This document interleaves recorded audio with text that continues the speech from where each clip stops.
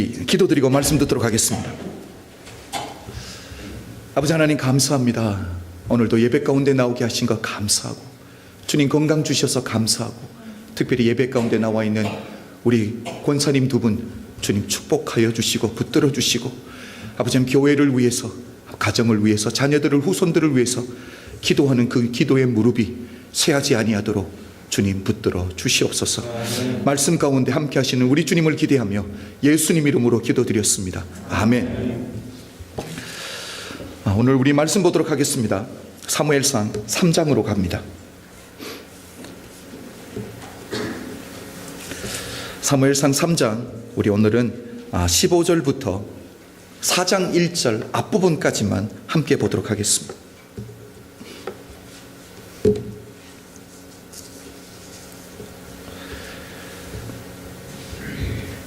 사무엘상 3장 우리 15절부터 4장 1절 앞부분까지 우리 다 함께 교독하도록 하겠습니다. 봉독하도록 하겠습니다.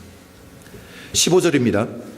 사무엘이 아침까지 누웠다가 여호와의 집 문을 여는 이상을 엘리에게 알게 하기를 두려워하더니 엘리가 사무엘을 불러 가로되 내 아들 사무엘아 하니 대답하되 내가 여기 있나이다. 가로되 내게 무엇을 말씀하셨느냐 청하노니 내게 숨기지 말라. 내게 말씀하신 모든 것을 하나라도 숨기면 하나님이 내게 벌을 내리시고 또 내리시기를 원하노라. 사무엘이 세세히 말하고 조금도 숨기지 아니하니 그가 가로되 이는 여호와시니 선하신 세견대로 하실 것이니라 하니라. 사무엘이 자라매 여호와께서 그와 함께 계셔서 그 말로 하나도 땅에 떨어지지 않게 하시니 단에서부터 부엘세바까지 온 이스라엘이 사무엘은 여호와의 선지자로 세우심을 입은 줄을 알았더라. 여호와께서 실로에서 다시 나타나시되 여호와께서 실로에서 여호와의 말씀으로 사무엘에게 자기를 나타내시니 사무엘의 말이 온 이스라엘에 전파되니라. 아멘. 우리가 진 에드워즈 목사님 하면 가장 먼저 떠오르는 책이 뭐가 있습니까? 여러분, 세 왕 이야기, A Tale of Three Kings. 이스라엘의 초대 왕이었던 그 사울 왕, 그리고 다윗 왕, 그리고 아버지를 상대로 반란을 일으켜서 잠시 동안 왕이 되었던 압살롬까지, 이 세 왕 이야기가 아주 유명합니다. 그렇죠? 이 목사님이 다른 책, 깊은 영성 경험하기라는 책이 있습니다. 저는 이 책을 참 좋아하는데, 이 책에서 목사님이 우리 내면에는 두 가지 음성이 있다라고 말을 합니다. 결국은 자기 음성이라고 말하는 내 목소리가 있고요, 그리고 내 안에는 하나님이 끊임없이 말씀하시는 하나님의 음성이 있다라는 것입니다. 중요한 것은 내 자아의 소리, 우리 음성에는, 내 소리에는 우리가 침묵해야 된다라는 것이 목사님의 중심적인 내용입니다. 여러분, 우리가 하나님의 음성을 듣기 위해서 어떻게 해야 되겠냐라니까. 요란한 나의 소리에 우리는 침묵하고 우리 속에서 조용하게 우리에게 속삭여 주시는 하나님의 음성에 귀를 기울여야 된다라고 말을 하고 있습니다. 목사님께서 이 책을 통해 한 가지 우리에게 충고를 주시는 말씀이 있는데, 우리들 안에 다른 사람의 잘못, 다른 사람을 꾸짖고 다른 사람을 변화시키려고 하는 사람들이 있다라는 거예요. 그 사람들에게 이렇게 말합니다. 성령님께서 먼저 그 사람을 만져주고 그 마음을 열어주실 수 있도록 기도를 먼저 요청하고 있습니다. 여러분, 충고하기 전에 오랫동안 기다려달라는 거예요. 그 말은 기도해달라는 거죠. 하나님의 그 충고가 그 사람의 마음 가운데 새겨질 수 있도록 미리 기도하고 기다려주는 인내가 우리 안에 있어야 된다는 거죠. 여러분, 우리가 아는 하나님은 어떤 분입니까? 우리에게 하나님은 어떤 모습으로 다가오십니까? 우리의 연약함으로부터 우리를 이끄시는데 우리 하나님은 한 걸음씩만 우리를 인도해 주시는 분인 줄로 믿습니다. 사랑하는 성도 여러분, 결국 목사님이 강조하는 것이 무엇입니까? 침묵 속에서 우리가 하나님의 임재 가운데 나가자라는 거죠.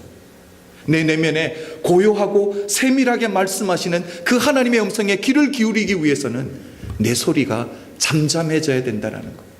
여러분, 우리가 하나님의 음성을 듣기 시작할 때, 우리 인생 가운데 하나님의 음성이 들려질 때 순종하고 신뢰하는 법들을 배워가게 될 줄로 믿습니다. 저는 이 책을 읽으면서 이 목사님의 말씀에 100% 동의를 하게 되었습니다. 왜냐하면 우리가 지난주부터 사무엘상 3장을 계속 보고 있는데, 여러분, 엘리가 대제사장으로 섬기고 있을 그 당시 이스라엘의 영적인 흐름, 이스라엘의 영적인 상태를 가장 잘 표현해 주는 그 표현이 3장 1절 말씀 아닙니까? 3장 1절이 무엇이었습니까? 그 당시에 하나님의 말씀이 희귀했다라고 말씀입니다. 여러분, 여기서 희귀했다라는 표현이 어떤 뜻을 가지고 있습니까? 이 말은 바로 하나님의 말씀이 드물었다라는 거예요. 하나님의 말씀이 진귀하게 들렸다라는 거예요. 하나님의 말씀이 띄엄띄엄 그렇게 임했다라는 뜻입니다. 하나님의 나라에 말씀이 드물게 가끔 띄엄띄엄 임한다라는 이것이 문제라는 거죠. 여러분, 하나님의 나라와 하나님의 백성에게는 하나님의 말씀이 선명하게 들릴 뿐만 아니라 하나님의 말씀이 넘쳐나야 될 줄로 믿습니다. 제가 지난주에 계속 기도원에서 기도했던 것과 그리고 내려와서 새벽기도 인도하면서 그리고 오늘 주일 말씀까지 연결되는 말씀이 한 가지가 있습니다. 그 말씀이 무엇이냐면 이름값을 해야 된다라는 거예요. 이름값을. 그러면서 제가 금요일 날 말씀드렸던 게 요한복음 5장 말씀이잖아요. 그렇죠? 베데스다 연못가에 있었던 38년 된 병자 이야기였습니다. 여러분, 베데스다의 뜻이 무엇이라고 말씀드렸죠? 베데스다는 은혜의 집이라는 뜻입니다. 여러분, 한번 생각해 보십시오. 문제가 무엇입니까? 천사가 가끔 임했다라는 거예요. 가끔. 이게 문제라는 거죠. 여러분, 은혜의 집이라는 이름값을 하기 위해서는 은혜의 집에 은혜가 풍성해야 됩니까? 아니면 하나님의 은혜가 가끔 임해야 됩니까? 하나님의 은혜가 날마다 풍성하게 임해야 될 줄로 믿습니다. 베데스다의 문제는 이름값을 못했다라는 거예요. 은혜의 집인데 은혜가 가끔 임했다라는 거예요. 저는 말씀을 통해서 여러분 스스로를 한번 비춰볼 수 있는 귀한 주일 됐으면 좋겠습니다. 더 큰 문제가 있습니다. 여러분, 은혜의 집이라면 하나님의 이 은혜의 법칙이 적용되는 곳이 되어야 되는데, 베데스다는 하나님의 은혜의 법칙이 아니라 세상의 법칙인 약육강식의 법칙이 판을 치는 곳이었습니다. 약육강식이 무슨 뜻입니까? 강한 자가 약한 자를 먹어버리는, 강한 자가 힘으로 약한 자를 눌러버리는 세상의 법칙이 판을 치는 곳이었습니다. 성경을 보면 천사가 가끔 임할 때에, 물을 동하게 할 때에 어떤 병에 들었던 사람이든지 그 연못가에 들어가면 치유함을 받는다라고 말씀하고 있는데, 여러분, 38년 된 병자가 여전히 그곳에 병자로 남아 있었던 이유가 뭡니까? 천사가 내려와서 연못을 동할 때에 들어가지 못했기 때문이겠죠. 여러분, 한번 깊이 한번 생각해 보십시오. 그곳에는 병이 중한 사람도 있었을 거예요. 병세가 악한 사람도 있었을 거예요. 그런데 그 연못 안에 들어가는 사람들이 병세가 악한 사람부터 순서가 아니라, 먼저 와서 기다리고 있었던 사람 순서대로가 아니라 누가 먼저 들어갔다라는 거예요? 그래도 조금 건강하고 힘이 있고 빠른 사람이 먼저 들어가서 치유함을 받고 떠나가 버렸다라는 거예요. 여러분, 은혜의 집이 되기 위해서는 그래도 조금 힘이 있고 능력이 있는 사람이 약한 사람 도와주고 먼저 가게 하고 양보해 주는 것이 은혜의 집 아닙니까? 은혜의 집인데 은혜의 집이라는 이름값을 못했다는 것입니다. 그 다음에 제가 말씀드렸던 것이 무엇입니까? 바로 룻기 1장에 나오는 말씀이었습니다. 여러분, 베들레헴에 흉년이 찾아왔습니다. 그래서 베들레헴에 살고 있는 엘리멜렉과 그의 아내인 나오미가 이민을 가게 되죠. 어디를 가게 됩니까? 모압 땅을 가게 됩니다. 나오미는 바로 룻의 시어머니로 우리가 알고 있죠. 여러분, 한번 생각해 보십시오. 베들레헴은 하나님이 아브라함에게 주셨던 약속의 땅, 하나님의 임재를 상징하는 하나님의 땅입니다. 하나님의 백성이 하나님이 주신 그 약속의 땅에 흉년이 찾아왔다라고 세상을 상징하는 모압 땅으로 갔다라는 거예요. 여러분, 하나님의 사람이 신앙생활하다가 힘들다고 신앙을 버려버리고 세상을 향했다라는 거, 이게 문제 아닙니까? 여러분, 베들레헴의 뜻이 무엇입니까? 베들레헴은 떡집입니다. 여러분, 떡집이면 떡집이 이름값을 하려면 어떻게 됩니까? 떡이 풍성해야 되는 줄로 믿습니다. 흉년이 찾아오면 안 되는데, 여러분, 베들레헴의 문제는 이름값을 못했다는 거예요. 떡집에 떡이 풍성하지 못하고 흉년이 찾아왔다는 거예요. 오늘 본문 말씀도 계속 동일한 것이 돌아가고 있습니다. 하나님이 다스리는 하나님 나라입니다. 이스라엘입니다. 하나님의 말씀이 풍성해야 됩니까?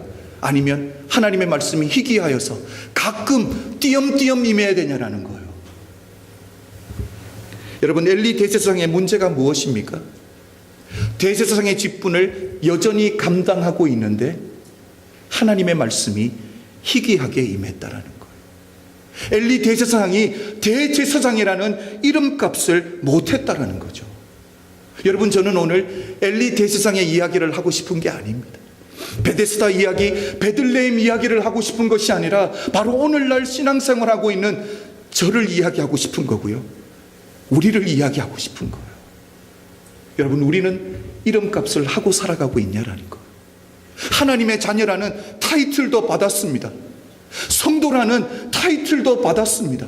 교회에서 집사라는, 권사라는, 목사라는 타이틀도 받았습니다. 그런데 우리가 이름값을 하고 있냐라는 거예요. 하나님의 자녀라는 이름값을 하고 있느냐라는 그 질문, 성도라는 타이틀에 걸맞는 이름값을 하고 있냐라는 그 질문, 직분에 걸맞는 영성과 성숙함을 갖추었냐라는 그 질문, 여러분, 제가 드리지 않겠습니다. 여러분 스스로, 그리고 저는 제게 그 질문을 한번 던져볼 수 있는 귀한 주일 예배가 되기를 주의 이름으로 축복합니다. 여러분, 오늘 말씀의 제목이 무엇입니까? 말씀이 희귀한 이유라는 뜻입니다. 여러분, 말씀이 희귀한 이유가 무엇입니까? 하나님이 원래 말씀이 없으신 분이에요? 아니면 엘리 대제사장이 자기 내면에 자기 소리가 너무 커서 하나님의 음성을 듣지 못하는 것입니까? 하나님의 말씀을 아끼시는 분이고 하나님의 말씀하시는 것을 싫어하시는 분이라면 말씀이 희귀할 수밖에 없습니다. 그런데 우리 하나님, 여러분 성경을 보십시오. 말씀하시는 거 참 좋아하시는 분이에요. 우리 하나님 말씀 주시기를 기뻐하시는 분인 줄로 믿습니다. 우리 하나님 생명을 주시되 풍성히 주시는 분인데 말씀을 주실 때 넘치게 주시는 분인 줄로 믿습니다. 우리가 지난주부터 보고 있지만 하나님이 사무엘을 부르셨습니다. 몇 번을 불렀죠? 3번, 4번 분분한데 총 4번 불렀습니다. 그렇죠? 첫 3번은 사무엘이 엘리 대제사장이 부른다고 생각해서 엘리에게 달려갔습니다. 그런데 엘리 대제사장이 마지막에 이야기해 게 있잖아요. 그렇죠? 4번째 하나님이 너를 더 부르면 말씀하옵소서 주의 종이 듣겠나이다 하라고 엘리 대제사장이 가르쳐 줬습니다. 그렇죠? 여러분은 어떻게 생각하시는지 모르겠습니다. 다른 목사님들은 이 부분을 그냥 대수롭지 않게 넘어가셨는지는 모르는데 저는 이 부분이 제게 가장 큰 은혜로 다가왔어요.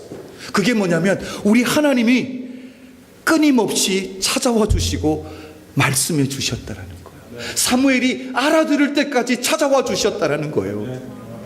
여러분, 사무엘이 하나님이 말씀해 주셨는데도 알아듣지 못했다라고, 분별하지 못했다라고 하나님이 포기하고 돌아가신 것이 아니라 또 찾아오셨습니다. 다시 찾아와 주셨습니다. 알아들을 때까지 찾아와 주셨다라는 거예요. 여러분, 이것이 바로 은혜인 줄로 믿습니다.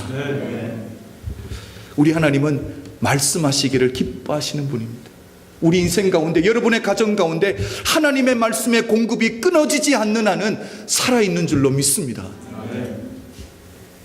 저는 오늘 본문 말씀을 묵상하면서 환경이 좋다라는 이유 때문에 하나님과 친밀한 관계, 성령 충만하다라는 것은 아니다라는 거죠. 엘리 대제사장을 보십시오. 여호와의 전에서 대제사장의 직분을 감당하고 있었습니다. 환경적으로만 보면 모든 것이 좋습니다. 잘 갖춰졌습니다. 그런데 엘리 대제사장은 어떻습니까? 하나님의 임재가 있는 그 성전에서, 하나님을 만나고 예배드리는 그 성전에서 하나님을 만나지도 못했고 하나님의 음성을 듣지도 못했다라는 거죠. 그런데 성경을 보면 환경적으로나 육신적으로 보면 너무너무 어려운 환경 속에 있는데도 불구하고 우리 하나님과 너무 깊은 친밀한 관계를 유지하고 있는 믿음의 사람들의 이야기가 가득하지 않습니까? 여러분, 다윗과 사울 왕을 한번 비교해 보십시오. 환경적으로만 따져보면 사울 왕은 모든 것이 넉넉하고 잘 갖춰져 있고 편안한 어디에 있었습니까? 왕이 머무는 궁전에 머물렀습니다. 이에 반해서 다윗은요, 사울 왕을 피해서 여러분 모든 것이 결핍한 광야와 동굴 속에 숨어 다녔습니다. 다윗이 처해 있었던 그 환경이 얼마나 어렵고 다급했으면 다윗이 요나단에게 말했던 자기의 형편, 이 한 센텐스 안에 모든 것이 다 들어 있습니다. 나와 사망 사이에는 한 걸음뿐이니라. 여러분 생각해 보십시오. 나와 사망 사이에는 한 걸음뿐이라는 것. 언제 죽을 줄 모른다라는 거죠. 내일이 보장되지 않는 인생을 살아가고 있다라는 거예요. 그런데 그 환경 속에서 다윗은 하나님께 간구했습니다. 하나님께 몸부림쳤습니다. 그럴 때 우리 하나님은 모든 것이 갖추어져 있고 편리한 사울 왕이 있는 왕궁에 계셨던 것이 아니라 다윗이 있는 광야에 하나님이 찾아가 주신 줄로 믿습니다. 여러분, 세례 요한 때를 한번 생각해 보십시오. 세례 요한 때도 마찬가지로 헤롯 대왕이 이스라엘 백성들의 마음을 얻기 위해서 예루살렘 성전을 멋지게 짓습니다. 그 화려한 예루살렘 성전 안에는 그 당시 유명한 제사장들로 가득했을 거예요. 하나님의 율법을 가르치는 선생들로 가득했을 거예요. 율법을 생명보다 귀하게 여기는 바리새인들로 넘쳐났을 거예요. 그러나 우리 하나님은 누구와 함께 하셨습니까? 그 좋은 환경, 직분과 학력과 배경을 다 갖추고 있는 그들이 아니라 광야에서 낙타털옷을 입고 메뚜기와 석청을 먹고 있는 세례 요한에게 하나님의 말씀이 임한 줄로 믿습니다. 여러분, 교회에서 우리가 신앙생활 하다 보면 묵은 장딱이라는 표현을 들을 때가 있습니다. 그렇죠? 묵은 장딱. 언제 듣는 표현입니까? 신앙생활한 경륜은 깊어가는데, 신앙생활한 경험은 깊어가는데 영성이 전혀 개발되지 아니하고 영성이 전혀 성숙되지 않은 자를 향해서 우리는 묵은 장딱이라고 표현을 합니다. 여러분, 무슨 일이 있어도 나는 묵은 장딱이 되면 안 되는 줄로 믿습니다. 모태신앙 귀한 겁니다. 여러분, 예수 믿는 집안에서 태어나서 성장했다라는 것 하나님이 주신 특권이고 축복입니다. 그런데 내가 모태신앙이라는 이유 하나 때문에 하나님과 친밀한 관계를 유지할 수 있다라는 보증수표는 결코 아니라는 거예요. 여러분, 우리가 처한 환경을 한번 보십시오. 얼마나 좋은 환경에 살아가고 있습니까? 어떤 분이 그렇게 말씀하시더라고요. 우리는 죽으면 천국, 살면 미국. 얼마나 좋습니까? 그렇죠? 죽으면 천국, 살면 미국. 야, 이렇게 좋은 표현이 없는 것 같아요.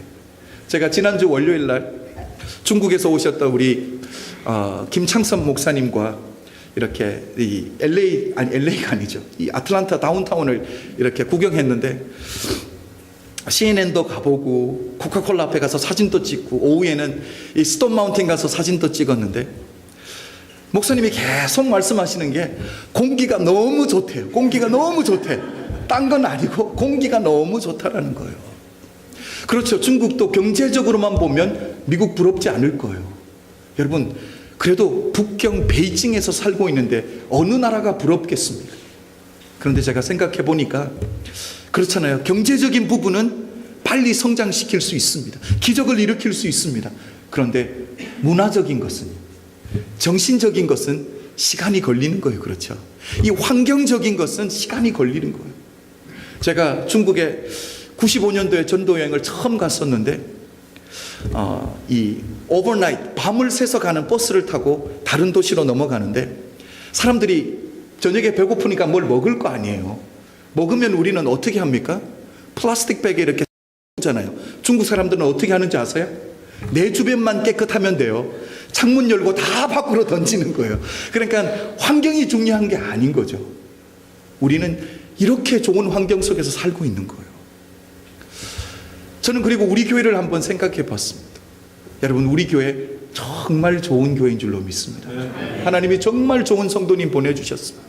우리 교회가 얼마나 좋은 교회고 우리 성도님들이 얼마나 순종하는 성도님이냐면, 제가 지난 주일날 김창선 목사님 오셨다라고 광고하고 다 남아서 우리 하나님 말씀 듣고 은혜 받자라고 했더니 주일날 오셨던 분 90% 이상이 남아주셨어요. 말씀 끝까지 듣고 순서 지켜서 축복기도 다 받고 그것도 부족해서 끝까지 남아서 친교하고 가시더라고요. 저는 그것을 보면서 야, 되는 교회구나, 하나님의 은혜가 있구나. 여러분 한번 생각해 보십시오. 교회는 부탁드릴 수는 있습니다. 강조해서 말씀드릴 수는 있어요. 그런데 강제성을 띠는 건 하나도 없거든요. 그런데 목사가 말했다라고 이렇게 순종해 주시는 것, 저는 너무 감사했습니다. 그리고 저희 교회를 보니까 때마다 시마다 가장 필요한 적절한 때에 하나님이 하나님의 사람들을 보내주시더라고요. 들어야 될 말씀을 듣게 해주셨습니다. 여러분, 말씀이 끊어지지 않는 교회는 하나님이 붙들고 계신다는 뜻이에요. 여러분, 그래도 기억하셔야 됩니다. 내가 좋은 교회 다닌다라는 이유 하나 때문에 나도 좋은 성도라고 착각하면 절대로 안 됩니다. 그렇죠? 그건 다른 거예요. 그렇죠? 내가 좋은 교회 다니고 은혜가 넘치는 교회 다니는 것 중요한데, 그것보다 더 중요한 것은 내가 좋은 성도가 되어야 될 줄로 믿습니다. 내게 은혜가 넘쳐야 되는 줄로 믿습니다. 여러분, 엘리를 보십시오. 하나님의 임재가 있는 성전에서 섬겼습니다. 하나님을 만나는 예배당에서 섬겼는데 하나님을 만나지 못하고 하나님의 음성을 듣지 못했다라는 거예요. 사역을 마무리할 때쯤 되어서는 하나님의 말씀이 가뭄에 콩나듯이 띄엄띄엄 임했습니다. 가슴은 돌처럼 굳었는데 여태까지 해왔던 사역의 경험으로 말씀은 멋떨어지게 전했습니다. 여러분, 알맹이는 없는데 껍데기만 있었습니다. 모양만, 무늬만 갖춘 대제사장이었습니다. 분명한 것은 사람은 속일 수 있습니다. 신앙생활 열심히 하는 것처럼 보일 수 있습니다. 그런데 중심을 보시는 우리 하나님은 결코 속일 수 없는 줄로 믿습니다. 좋은 성도 되십시오. 하나님이 기뻐하시고 찾으시는 그런 성도가 여러분이 되시기를 주의 이름으로 축복합니다. 여러분, 신약성경을 보면 계속 반복되는 말 중에 하나가 들을 귀 있는 자는 듣는다라는 거죠. 중요한 것은 엘리가 하나님의 음성을 듣지 못하는 그때에 어린 사무엘은 하나님의 음성을 들었다라는 거예요. 여기서 우리가 깨달아야 되는 것이 한 가지가 있습니다. 하나님이 말씀을 아끼시는 분이기 때문에, 침묵하시는 게 때문에 말씀이 희귀했던 것은 결코 아니라는 거죠. 그렇죠? 왜? 말씀을 듣는 사람이 있었으니까. 여러분, 신앙은 늘 문제의 원인을 내게서 발견해야 되는 줄로 믿습니다. 이게 바로 건강한 신앙을 할 수 있는 거예요. 여러분, 어린 사무엘은 들을 수 있을 때까지 하나님이 끝까지 끊임없이 찾아와 주시고 말씀해 주시는 분이 바로 우리 하나님인데, 이런 분 포기하지 아니하시고 들을 때까지 하나님이 찾아오시는 분이 우리 하나님인데, 그럼에도 불구하고 엘리 대제사장은 하나님의 음성을 듣지 못했다라면 누구의 문제라는 거예요? 답을 드리지 않겠습니다. 장소도 문제는 아닙니다. 그렇죠? 하나님의 법궤가 있는 성막입니다. 도시는 실로입니다. 똑같은 장소에서 엘리는 하나님의 음성을 듣지 못하고 사무엘은 하나님의 음성을 듣고 있다는 거죠. 결국 하나님의 말씀이 희귀했던 이유는 하나님이 말씀을 하지 않으셔서도 아니고, 장소가 문제도 아니고, 엘리 대제사장 안에, 그 내면 안에 자기의 음성이, 자기의 목소리가 너무 컸기 때문에 하나님의 음성이 들리지 않았다라는 거예요. 여러분, 예배 가운데서 은혜 받는 것 하나님의 은혜입니다. 말씀이 들려지는 것이 축복인 줄로 믿습니다. 우리 21절을 다 함께 보겠습니다. 21절 우리 다 한번 같이 읽어볼까요? 시작. 여호와께서 실로에서 다시 나타내시되, 여호와께서 실로에서 여호와의 말씀으로 사무엘에게 자기를 나타내시니 하나님이 사무엘에게 자신을 어떻게 나타내셨어요? 말씀으로 나타내셨습니다. 여러분, 태초에 말씀이 계셨고 그 말씀이 하나님과 함께 계셨고 말씀이 곧 하나님이라고 요한복음 1장에서 말하고 있습니다. 여러분, 말씀이 육신되어 오신 분이 바로 주님이신 줄로 믿습니다. 여러분, 예배 가운데 하나님의 말씀이 선포되는데 그 말씀을 듣지 못했다, 은혜 받지 못했다라는 뜻은 하나님 만나지 못했다라는 거예요. 왜? 바로 하나님이 말씀으로 임하시기 때문인 줄로 믿습니다. 19절을 다 함께 보겠습니다. 19절 우리 다 한번 읽어볼까요? 시작. 사무엘이 자리 여호와께서 그와 함께 계셔서 그 말로 하나도 땅에 떨어지지 않게 하시니. 사무엘의 말이 땅에 떨어진 것이 하나도 없다. 여러분, 사무엘의 말이 땅에 떨어진 것이 하나도 없었던 이유가 무엇입니까? 조건이 뭐예요? 하나님이 함께 하셨기 때문입니다. 여러분, 여러분의 말의 권위 어떻습니까? 여러분의 말에는 영향력이 있습니까? 여러분의 말에는 무게가 있냐라는 거예요. 여러분이 한번 말씀을 하면 주변에 있는 사람들이 어떻게 반응하며 여러분의 자녀들이 어떻게 반응합니까? 그것으로 인해서 여러분의 그 말의 권위는 결정된다고 생각하시면 됩니다. 여러분, 이 장을 우리 지지난주에 보았지만 엘리 대제사장이 아들들인 홈니와 비느하스를 꾸짖는 장면이 있습니다. 그렇죠? 홈니와 비느하스를 꾸짖고 있는데 성경을 보면 아들들이 아버지의 말을 듣지 않았다라고 말합니다. 그것은 바로 자녀들이 아버지의 말의 권위를 인정해 주지 않는 것입니다. 아버지의 말에 영향력이 없다라는 뜻이에요. 자녀들에게 말을 하는데도 불구하고 아버지의 말에 무게가 없다라는 뜻입니다. 그 이유가 무엇입니까? 아버지가 말을 잘 못해서예요? 두서없이 말해서입니까? 오늘 성경에서 답을 주는 것이 무엇입니까? 아버지와 하나님이 함께 하는 것을 자식들이 못 봤기 때문이라는 거예요. 여러분, 세상적으로 이해하려고 하지 마십시오. 성경은 분명하게 우리에게 답을 주고 있는데 타이틀에서 말의 권위가 나오는 것이 아닙니다. 인생을 오래 살은 연륜에서 말의 권위가 있는 것이 아니에요. 신앙을 회복할 때인 줄로 믿습니다. 하나님이 나와 함께 한다는 것을 우리 자식들이 보게 되면 자녀들이 아버지의 말, 어머니의 말 순종할 줄로 믿습니다. 여러분, 이것이 예수 믿는 재미 아니겠습니까? 이것이 바로 하나님이 우리와 함께 하신다라는, 임재하신다라는 증거 아니겠습니까?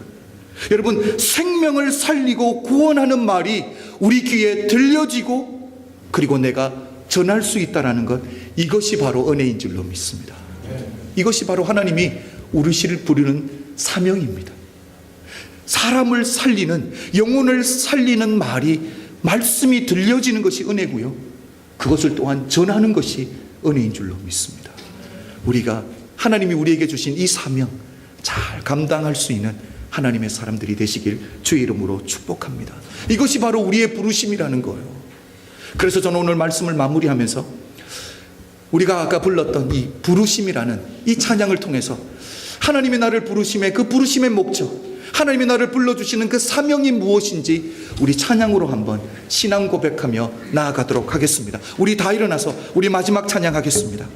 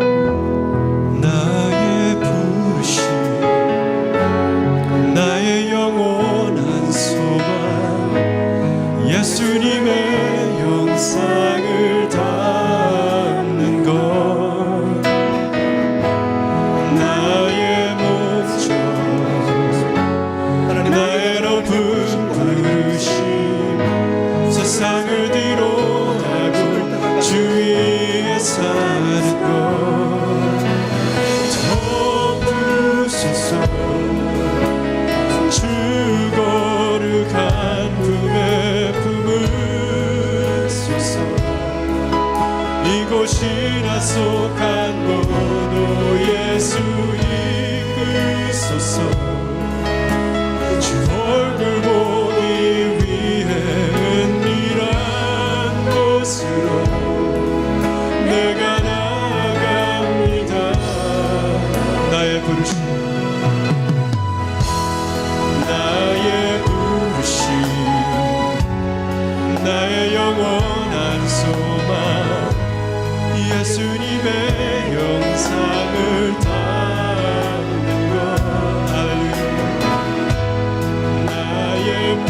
목적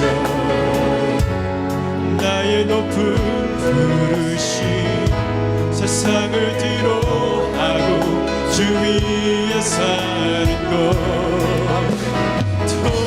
덮으소서 주 거룩한 품에 품으소서 이곳이나 속한 고도 예수 이끄소서 주 얼굴 보기 위해 한 곳으로 내가 나갑니다. 덮으소서 덮으소서 아멘 주 거룩한 품에 품으소서 이곳이나 속한 고도 예수 이끄소서 주 얼굴 보기 위해 은밀한 곳으로 내가 나갑니다. 나의 부르심 나의 부르심 나의 영원한 소망 예수님의 영상을 담는 것 나의 목적 나의 높은 부르심 세상을 뒤로하고 주 위에 사는 것 This is my destiny This is my destiny This is my hope eternal To be conformed into the image of love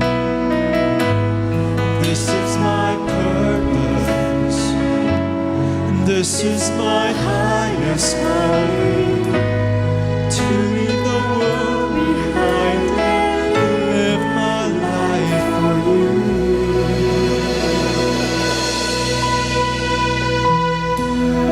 아버지 하나님 그렇습니다.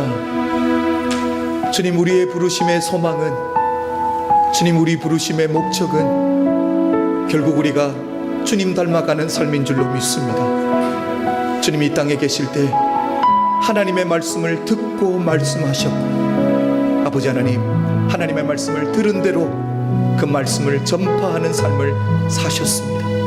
아버지 하나님 우리도 주님처럼 들을 수 있는 귀가 먼저 열리게 하여 주시옵소서. 그리고 그 말씀의 은혜 받고 변화되게 하여 주시옵소서. 우리도 또한 주의 복음을 전하는 생명을 살리는 언어가 우리 사랑하는 성도님들의 입술 가운데 넘쳐나게 하여 주시옵소서. 아버지 하나님 이 시간 우리가 다시 한번 주님 우리에게 허락하신 것들을 기쁨으로 주님께 돌려드렸습니다.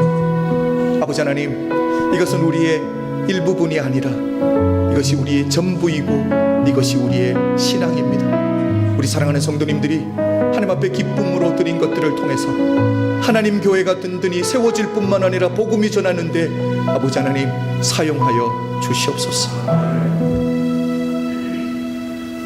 지금은 우리 주 예수 그리스도의 은혜와 독생자를 아낌없이 허락하신 하나님 아버지의 극진하신 사랑과 성령님의 감화감동 역사하심이 오늘 이곳에 모인 모든 성도님들 머리 위에 지금부터 영원토록 함께 계실지어다.